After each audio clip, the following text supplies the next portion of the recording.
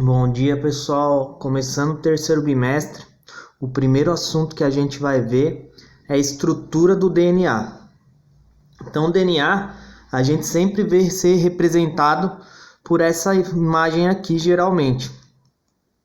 Então, essa imagem ela é composta aí por três tipos de moléculas aí: o fósforo, que fica aqui nas pontas,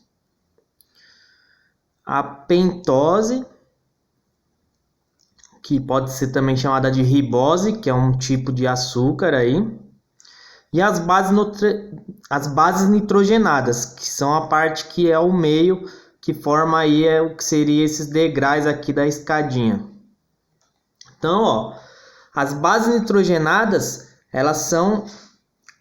tem 5 tipos. Então, tem a adenina, a timina, a guanina, a citosina e a uracila. E elas se complementam. Elas sempre se complementam assim, Sempre enquanto um lado do DNA tiver o A, do outro vai ter o T. Se tiver o T, o A, o G, o C e o C e o G. Lembrando que cada uma dessas bases nitrogenadas aqui a gente vai representar pela primeira letra delas. Então, eu vou dar um exemplo aqui nesse desenho. Então, se aqui fosse um A, desse outro lado aqui seria um T, que eles se complementam. E se aqui fosse um C, aqui desse lado seria um G.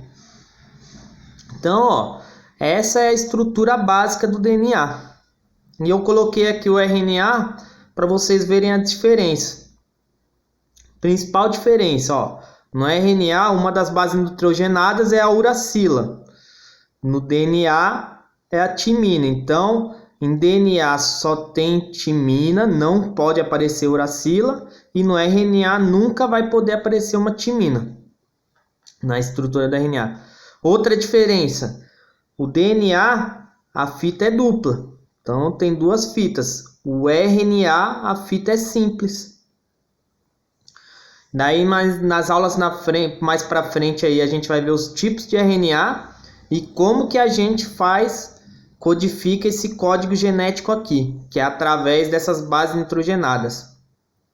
Outra coisa também, RNA tem vários tipos, a gente vai ver alguns, os principais. DNA só tem um, é o único.